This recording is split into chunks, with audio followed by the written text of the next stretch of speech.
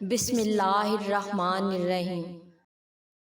میرے بچے کی خاطر اپنے شوہر کی شادی اپنی سہیلی سے کروا دی۔ میری سہیلی یتیم تھی، اس نے کہا کہ زندگی بھر میں تمہاری غلامی کروں گی، لیکن شادی کو 3 دن ہو چکے تھے اور میرا شوہر کمرے سے باہر نہیں نکلا تھا۔ سہیلی سے پوچھتی تو وہ شرماتی ہوئی کہتی کہ وہ تھک جاتی ہیں اس لیے سوئے رہتے ہیں۔ ایک دن چھپکے سے اپنے شوہر کے کمرے میں چلی گئی۔ میری چیخ نکل گئی کیونکہ میری سہیلی نے میرے شوہر کو ریاض اور میری شادی کو 7 سال گزر گئے تھے مگر ابھی تک ہماری کوئی اولاد نہیں تھی۔ ریاض مجھ پر بہت بھروسہ کرتے تھے، میں بانجھ تھی مگر میں نے ریاض سے جھوٹ بول دیا تھا کہ لیڈی ڈاکٹر نے کہا ہے ہمارا بچہ بہت جلد ہو جائے گا، اور ریاض نے بھی میری بات پر یقین کر لیا تھا، لیکن اب میں اور زیادہ جھوٹ نہیں بول سکتی تھی۔ میں جھوٹ بول بول کر تھک چکی تھی۔ میں نے سوچا کہ مجھے ساری سچائی اپنے شوہر کو بتا دینی چاہیے، اب میں اسے اور دھوکے میں نہیں رکھنا چاہتی تھی۔ اپنے شوہر کو حقیقت بتانے سے پہلے ایک بار میں نے اپنی ماں کو فون کیا تھا اور پوچھا کہ مجھے کیا کرنا چاہیے۔ امی کہنے لگی تم ایسا کرو کہ اپنے شوہر کی دوسری شادی کروا دو، تمہارا شوہر تمہارا احسان مند رہے گا اور تمہیں چھوڑنے کا کبھی سوچے گا بھی نہیں۔ امی کی بات سن کر مجھے بہت ہی غصہ آیا تھا، ساتھ ہی دکھ بھی ہوا تھا۔ مجھے یہی لگا کہ میری امی مجھ سے دشمنی نکال رہی ہے کیونکہ میں نے ان کی بہت بدنامی کرائی تھی۔ میں غصے سے بولی امی مجھے آپ سے اس بات کی امید بالکل نہیں تھی۔ اتنا کہہ کر میں نے غصے سے فون بند کر دیا تھا۔ شام کے وقت جب ریاض گھر واپس آیا تو مجھے دیکھ کر بولا کیا بات ہے آمنہ، تم نے کمرے میں اتنا اندھیرا کیوں کر رکھا ہے؟ میں بولی میری قسمت میں ہی اندھیرا لکھ دیا گیا ہے، اس اندھیرے کا کیا کروں، میں تو اجڑ گئی ہوں۔ ریاض کہنے لگا تم پاگل تو نہیں ہو گئی ہو، ایسی باتیں کیوں کر رہی ہو؟ میں تمہارا شوہر تمہارے پاس موجود ہوں، خدا کا دیا ہمارے پاس سب کچھ ہے، پھر بیٹھے بٹھائے تمہیں کیا ہو گیا ہے؟ میں نے ریاض کو پھر سب کچھ بتا دیا کہ میں بانجھ ہوں اور میں کبھی ماں نہیں بن سکتی۔ آج چیک اپ کرانے کے لیے گئی تھی، اس نے کہا ہے کہ تم بانجھ ہو اور اب تم عمر بھر بچہ پیدا نہیں کر سکو گی۔ میری بات سن کر ریاض پل بھر کے لیے ان کے چہرے پر اداسی ابھر آئی تھی، لیکن فوراً ہی اس نے میرا ہاتھ پکڑ لیا اور کہا کوئی بات نہیں آمنہ، میرے لیے تم ہی کافی ہو، مجھے تمہارے سوا کچھ بھی نہیں چاہیے۔ ریاض کی تسلی دینے پر میں نے اپنا موڈ ٹھیک کر لیا تھا، لیکن ایک دن یہ بات میری ساس کو بھی پتا چل گئی اور پھر ان کا موڈ بہت زیادہ خراب ہو چکا تھا۔ ایک دن ہماری پڑوسن ہمارے گھر آئی ہوئی تھی، میری ساس مجھ سے کہنے لگی کہ تم مجھے کوئی اچھی سی لڑکی ڈھونڈ دو کیونکہ میں اپنے بیٹے کی دوسری شادی کروانا چاہتی ہوں۔ ہماری پڑوسن کہنے لگی تمہاری پہلی بہو کو کیا ہو گیا جو تم اپنے بیٹے کی دوسری شادی کروانا چاہتی ہو؟ تب میری ساس بولی وہ بیچاری تو بانجھ ہے، اب ہمیں تو اپنی نسل بڑھانی ہے نا، اس لیے مجھے اپنے بیٹے کی دوسری شادی کرنی پڑے گی۔ یہ سب باتیں سن کر میں تھر تھر کانپنے لگی تھی۔ جب ریاض گھر واپس آیا تو میں نے رو رو کر اسے ساری کہانی سنائی۔ ریاض نے میرا ہاتھ پکڑا اور مجھے کمرے سے باہر لے گیا اور اپنی ماں کے پاس کھڑا کر کے بولا امی آمنہ کے علاوہ میں کسی لڑکی کے بارے میں سوچ بھی نہیں سکتا اور مجھے بچوں سے زیادہ اپنی بیوی سے محبت ہے، اس لیے آج کے بعد آپ میری دوسری شادی کی بات بھی مت کرنا۔ میری ساس نے غصے سے سر جھٹکا اور کہنے لگی میں نے تو آج تک ایسا مرد نہیں دیکھا جو اپنی بانجھ بیوی کی اس قدر ناز نخرے اٹھاتا ہو۔ جبکہ ریاض کی باتیں سن کر میرا حوصلہ بڑھ گیا تھا، میں بہت زیادہ خوش ہو گئی تھی کہ کتنا پیار کرنے والا شوہر ملا ہے۔ میں نے دل ہی دل میں خدا کا شکریہ ادا کیا تھا کہ ریاض کا پیار میرے لیے ایسے ہی بنائے رکھنا۔ رات ہوئی تو میں نے سوچا کہ ریاض کو چائے بنا کر دے دوں۔ میں چائے بنانے کچن میں آئی تو میری ساس کے کمرے سے آواز آ رہی تھی، میں اپنا نام سن کر چونک گئی تھی۔ میں نے غور کیا تو وہ اپنی بیٹی سے فون پر کہہ رہی تھی کہ تم فکر نہ کرو، میں آمنہ کو طلاق ضرور کروں گی، تم ایسا کرو کہ اس کے لیے کوئی اچھی سی لڑکی ڈھونڈنا شروع کر دو۔ یہ باتیں سن کر میرے قدموں سے تو جان ہی نکل گئی تھی۔ میں چائے بنائے بغیر ہی کمرے میں آ کر لیٹ گئی تھی۔ مجھے اب اپنی ماں کا خیال آیا تھا مگر پچھلی بار انہوں نے جو مشورہ مجھے دیا تھا وہ مجھے بالکل اچھا نہیں لگا تھا۔ وہ بھی میری ساس کی طرح میرے شوہر کی دوسری شادی کروانا چاہتی تھی۔ میں نے نہ چاہتے ہوئے بھی اپنی امی کو فون ملا دیا اور میں رونے لگی تھی۔ امی بولی آمنہ بیٹی تم کہاں غائب ہو گئی تھی؟ کیا میرے ساتھ بات کرنے کو جی نہیں چاہتا؟ امی کی بات سن کر مجھے حیرت ہوئی، مجھے تو پتا ہی نہیں تھا کہ میری ماں میری خاطر تڑپ رہی ہوگی۔ میں کہنے لگی امی میری زندگی پہلے تو بہت اچھی تھی مگر جب سے مجھے اس بات کا پتا چلا ہے کہ میں بانجھ ہوں تب سے ہر وقت میرے سر پر تلوار لٹکتی رہتی ہے۔ میری ساس نے پڑوسن سے کہا ہے کہ میرے بیٹے کے لیے رشتہ ڈھونڈو تو کبھی اپنی بیٹی سے کہتی ہے کہ اس بار بہو میں اپنی پسند کی لے کر آؤں گی، تم اپنے بھائی کے لیے رشتہ ڈھونڈو۔ ابھی ریاض بہت ہی اچھا انسان ہے، میری خاطر اپنی ماں سے لڑ جاتا ہے، مگر آخر ہے تو مرد ہی نا، کب تک مجھے اپنے دل کی رانی بنا کر رکھے گا۔ ایک نہ ایک دن تو اسے اس بات کا احساس ہو ہی جائے گا کہ اس کی زندگی میں بھی ایک بچہ ہونا چاہیے اور اسے دوسری شادی کر لینا چاہیے۔ امی کہنے لگی، مجھے احساس ہے کہ اس وقت تم پر کیا گزر رہی ہوگی، اس لیے تو تمہیں اس دن اس بات کا میں نے بولا تھا کہ تم ریاض کی دوسری شادی خود اپنے ہاتھوں کروا دو، وہ اپنی کروڑوں کی جائیداد یوں ہی تو چھوڑ کر نہیں جائے گا۔ ظاہر سی بات ہے اسے وارث چاہیے ہوگا، آج نہیں تو کل وہ دوسری شادی کے بارے میں ضرور سوچنے لگے گا۔ اگر تمہارے شوہر نے اپنی مرضی کی لڑکی سے شادی کر لی تو پھر سوچو تمہارا کیا ہوگا۔ میری مانو تو کسی غریب گھر کی لڑکی سے اس کی شادی کروا دو، وہ تم سے دب کر رہے گی اور تمہاری احسان مند بھی رہے گی اور کبھی بھی تمہاری جگہ حاصل کرنے کی کوشش نہیں کرے گی۔ بچہ پیدا کرے گی تو تم بھی برابر کی ماں کہلانے کی حقدار ہوگی۔ امی کی باتیں سن کر مجھے لگی، امی آپ کی نظر میں کوئی ایسی لڑکی ہو تو مجھے ضرور بتانا۔ میں نے سوچ لیا تھا کہ ریاض کی دوسری شادی کروائے بغیر میرا اب اس گھر میں گزارا ممکن نہیں ہے۔ حالانکہ یہ بات میرے دل پر کسی قیامت کی طرح گزر رہی تھی کہ میں خود اپنے ہی ہاتھوں اپنے شوہر کی شادی کروا رہی تھی، لیکن یہ میری مجبوری تھی اور مجھے ریاض پر یقین تھا کہ ریاض کا پیار میرے لیے کبھی بھی کم نہیں ہوگا، اور اسی لیے میں گھر والوں سے چوری چھپے ریاض کے لیے لڑکی ڈھونڈنے لگی تھی۔ میں گاؤں کی رہنے والی تھی، گاؤں کی چودھری اور سرپنچ کی اکلوتی بیٹی تھی۔ میرے ماں باپ اور بھائی مجھ پر جان چھڑکتے تھے، میری زندگی بہت ہی خوبصورت تھی، مگر مجھے صرف ایک ہی چیز کی کمی تھی اور وہ یہ تھی کہ میرا رشتہ میرے ماں باپ نے بچپن میں ہی طے کر رکھا تھا، اور جس لڑکے سے میرا رشتہ طے تھا اس کا نام راشد تھا۔ اس نے آج تک اسکول کی شکل تک نہیں دیکھی تھی جبکہ میں نے انٹر کیا ہوا تھا۔ ہمارے گاؤں میں لڑکی اگر انٹر پاس کر لے تو اس کو بہت بڑی بات مانی جاتی تھی، اور پھر راشد بہت ہی عجیب قسم کا انسان تھا۔ تعلیم تو میرے بھائیوں نے بھی حاصل نہیں کی تھی، مگر وہ پھر بھی سلجھے ہوئے تھے، بات کرنے کا ڈھنگ انہیں آتا تھا۔ امی نے میرے بھائیوں کی پرورش بہت ہی اچھے طریقے سے کی تھی، لیکن راشد کو تو اچھے برے کی تمیز تک نہیں سکھائی گئی تھی۔ گاؤں کی ہر دوسری لڑکی کے ساتھ اس کا چکر چلتا تھا، اس کی انہی حرکتوں کی وجہ سے مجھے اس سے بہت ہی نفرت ہو گئی تھی۔ راشد کی ایک بات جو مجھے بہت ہی بری لگتی تھی کہ وہ گاؤں کی ہر دوسری لڑکی سے چکر چلانے کے باوجود وہ مجھ سے محبت کا دعویٰ کرتا تھا، مجھے آمنہ کی جگہ جان کہہ کر بلایا کرتا تھا، مجھ سے کہتا کہ جان میں تمہارے بنا مر جاؤں گا، اور میں راشد سے کہتی کہ گاؤں کی ساری لڑکیاں ہی تمہاری جان ہی ہیں، تو تم میرے پیچھے کیوں پڑے ہو؟ تو وہ کہتا کہ میں تم سے پیار کرتا ہوں۔ ایک بار راشد میرے لیے گاؤں کے میلے سے کانچ کی چوڑیاں لے کر آیا تھا، راشد کی ان حرکتوں سے مجھے غصہ آتا تھا، میں راشد کی لائی ہوئی چوڑیاں اپنے پیروں کے نیچے ڈال کر توڑ دی تھی۔ میری اس حرکت سے میں نے پہلی بار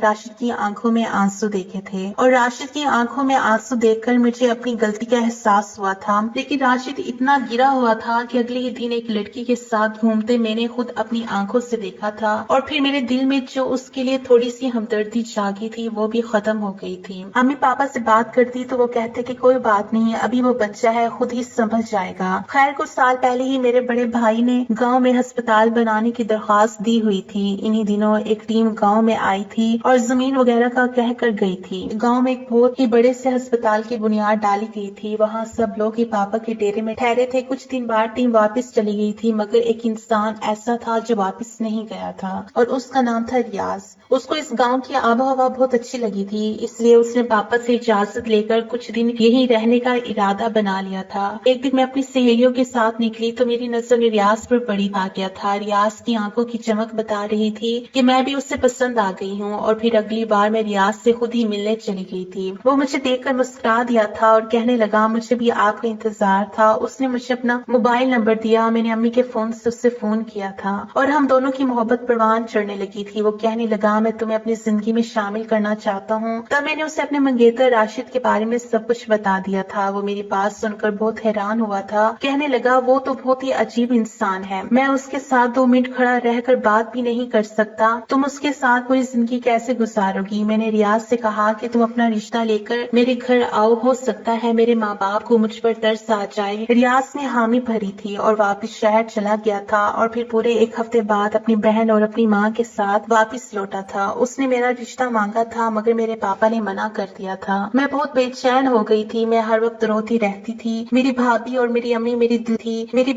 میری امی میری دلجوئی کرنے کی کوشش کیا کرتی تھی۔ ایک دن میرے پاپا سے بات کرنے کا فیصلہ لیا، میں نے ان سے کہہ دیا کہ میں راشد سے شادی نہیں کر سکتی۔ پاپا نے میرے سر پر ہاتھ رکھا اور بولے، بیٹا میں نے راشد کی ماں کو زبان دے رکھی ہے اور اب وہ اس دنیا میں نہیں ہے۔ میں راشد کی ماں سے کیا ہوا وعدہ اس طرح توڑ نہیں سکتا۔ بابا کی بات سن کر مجھے بہت دکھ ہوا تھا، میری آنکھوں میں آنسو آ گئے تھے۔ پاپا کہنے لگے، کوئی بات نہیں، وہ وقت کے ساتھ ساتھ ٹھیک ہو جائے گا۔ عورت اگر اچھی اور وفادار ہو تو بد سے بدتر لڑکا بھی ٹھیک کر لیتی ہے۔ بابا یہ کہہ کر باہر نکل گئے تھے۔ میں نے اسی وقت ریاض کو فون کیا تھا، میں بری طرح سے رو رہی تھی۔ وہ کہنے لگا، تم فکر مت کرو، میں تمہیں اس طرح سے برباد نہیں ہونے دوں گا، میں تمہیں لینے آ رہا ہوں۔ اور پھر میں بھی ریاض کے ساتھ شہر بھاگ آئی تھی۔ مجھے معلوم تھا کہ میرے پاپا کی بہت بدنامی ہوگی، مگر میں مجبور تھی، میں ریاض کو کھونا نہیں چاہتی تھی۔ ریاض نے میرے ساتھ شادی کی اور مجھے اپنے گھر لے گیا تھا، مگر جب ریاض وہ کہنے لگی، بیٹا تم گاؤں کے چودھری کا مقابلہ نہیں کر سکتے، مجھے ڈر ہے کہ وہ تمہیں کوئی نقصان نہ پہنچا دے۔ ریاض بھی ایک کروڑ پتی باپ کا بیٹا تھا، مگر میری ساس ذرا پرانے خیالات کی مالک تھی۔ انہوں نے گھر سے بھاگی ہوئی لڑکی کو بہو کے روپ میں قبول نہیں کیا تھا۔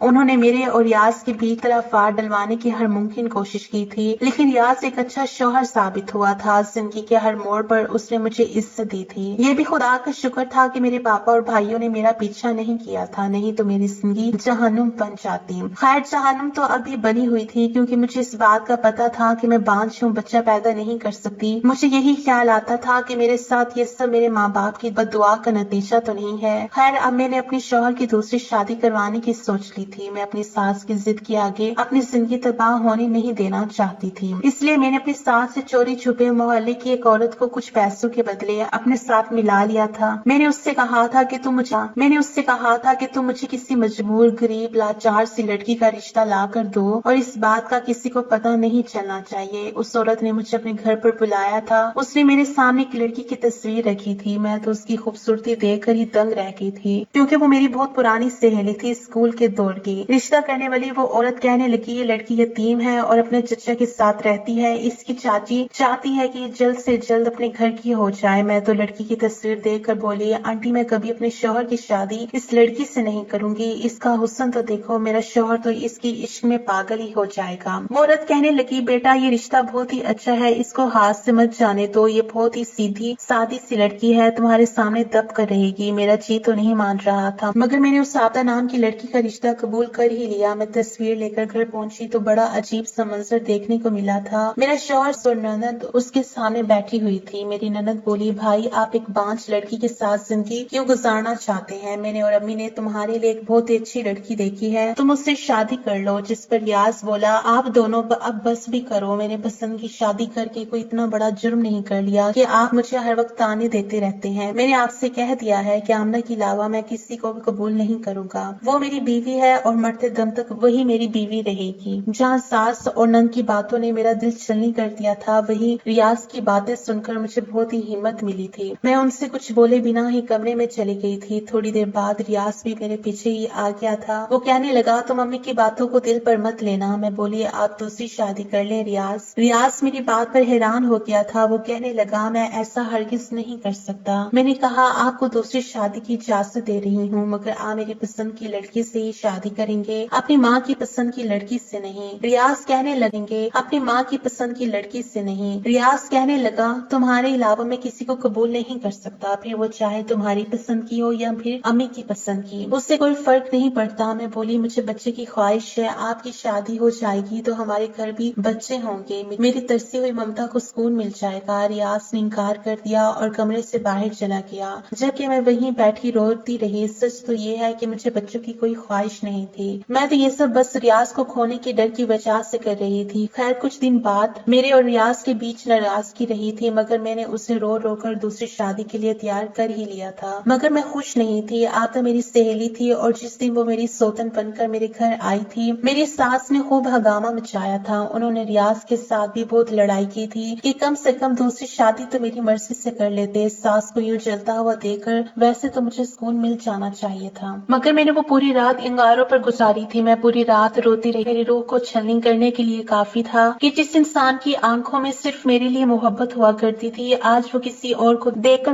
مسکرا رہا ہوگا. جس انسان کی باہوں میں اب تک میں سوتی آ رہی تھی آج اس کی باہوں میں کوئی اور سو رہی ہوگی. مجھے کسی پل سکون نہیں مل رہا تھا. پوری رات کروٹیں لیتے لیتے گزری تھی. صبح ہوئی تو میں جلدی سے اپنے کمرے سے نکل آئی تھی کیونکہ میں ریاض سے ملاقات کرنا چاہتی تھی، مگر وہ تو دن کے 12 بج جانے پر بھی کمرے سے نہیں نکلا تھا. میں نے اپنی سوتن سے پوچھا تو وہ کہنے لگی ریاض تو سو رہی ہیں. میں نے اس کی طرف گھور کر دیکھا اور بولی تم نے اسے جگایا نہیں؟ تب وہ رونے لگی تھی اور بولی ریاض نے مجھ سے کہا ہے کہ انہوں نے یہ شادی صرف آپ کی ضد کی وجہ سے کی ہے اور اب میں کسی بھی طرح ان پر اپنا حق نہ جتاؤں، نہیں تو وہ مجھے طلاق دے کر گھر سے نکال دیں گے. میں آپ سے معافی مانگتی ہوں، میں انہیں جگانے کی ہمت نہیں کر سکتی. اگر انہوں نے مجھے اپنے گھر سے نکال دیا تو میں کہاں جاؤں گی؟ میں پھر سے اپنی چچی کے گھر جانے کا سوچ بھی نہیں سکتی. میری چاچی مجھ پر بہت ظلم کرتے ہیں. رشتہ کرنے والی آنٹی نے سچ میں بہت ہی مجبور سی لڑکی مجھے ڈھونڈ کر دی تھی. میں نے سوچا کہ ریاض مجھ سے ناراض ہوں گے، خود ہی جب موڈ ٹھیک ہو جائے گا تو کمرے سے باہر نکل آئیں گے، مگر میری یہ غلط فہمی تھی. ریاض کی شادی کو آج تیسرا دن تھا مگر وہ ابھی تک کمرے سے باہر نہیں نکلا تھا. مجھے عجیب سے خیال ستانے لگے تھے، اس لیے جب ایک دن آبدہ کچن میں بزی تھی تو میں اس کے کمرے میں چلی گئی تھی. ریاض اپنے موبائل پر بزی تھا. قدموں کی آواز سن کر بولا آ بھی میری پیاری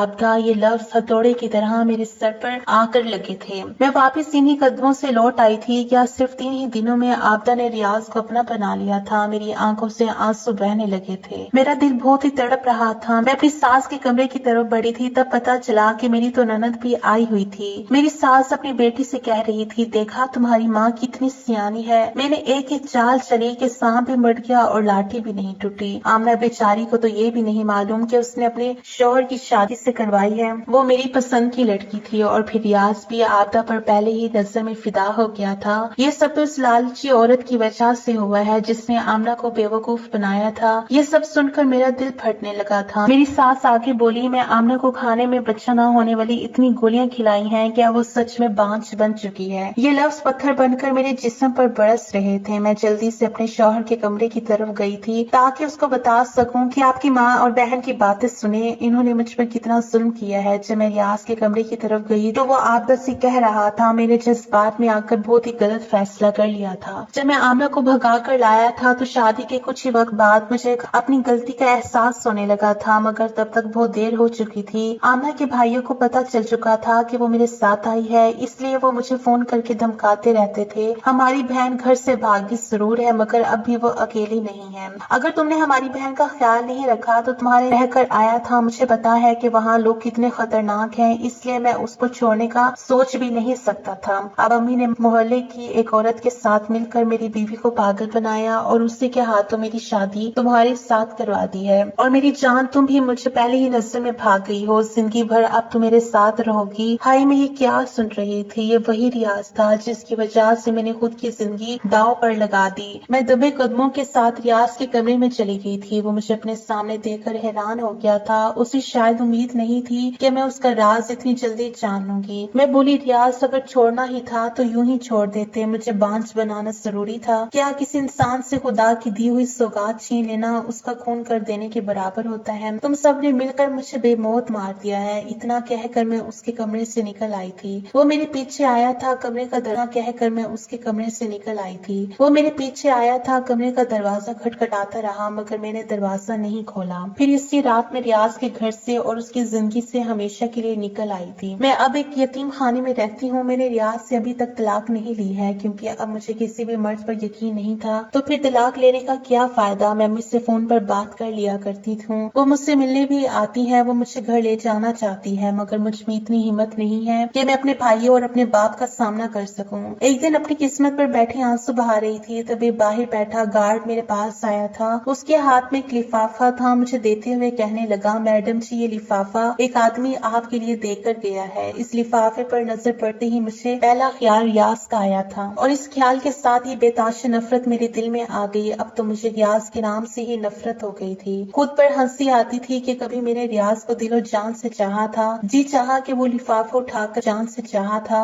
جی چاہا کہ وہ لفافہ اٹھا کر ابھی باہر پھینک دوں. اور اپنے اس خیال کو پورا کرنے کے لیے میں آگے بڑھی تھی لیکن پھر میں نے سوچا ریاض میرے لیے اتنا کب سے مہربان ہو سکتا ہے کہ وہ مجھے کوئی گفٹ بھیجے؟ وہ تو اپنی آبدہ میں کھویا ہوا ہے اور جو کچھ اس نے اور اس کی ماں نے میرے ساتھ کیا ہے اس کے بعد تو میں ریاض سے کسی بات کی امید ہی نہیں کر سکتی تھی. کچھ سوچ کر میں نے وہ لفافہ اس گارڈ سے لے لیا اور اندر کمرے میں بیٹھ کر جب لفافہ کھولا تو میری سانس اوپر کی اوپر اور نیچے کی نیچے رہ گئی تھی، کیونکہ اس میں وہی رنگ برنگی کانچ کی چوڑیاں تھی جو کبھی مجھے راشد نے دی تھی۔ ان چوڑیوں کو دیکھتے ہی راشد کا چہرہ میری آنکھوں کے سامنے گھوم گیا تھا۔ ہو نہ ہو یہ چوڑیاں مجھے راشد نے بھیجی تھی۔ میں فوراً دروازے کی طرف بھاگی تھی اور گارڈ سے پوچھا یہ چوڑیاں تمہیں کس نے دی؟ تو اس نے بتایا کہ جس آدمی نے یہ چوڑیاں دی تھی وہ کب کا جا چکا ہے، لیکن ساتھ ہی اس آدمی نے کہا تھا کہ اگر آمنہ میڈم ان چوڑیوں کو توڑ دے تو تم ان کانچ کی چوڑیوں کے ٹکڑوں کو سنبھال کر رکھ لینا اور مجھے دے دینا۔ پونچھی ہے، میری آنکھوں سے بے تاشا آنسو بہ رہے تھے۔ لوفر اور لاپرواہ راشد کا چہرہ میری آنکھوں کے سامنے گھومنے لگا تھا۔ کیا راشد کو میں اب بھی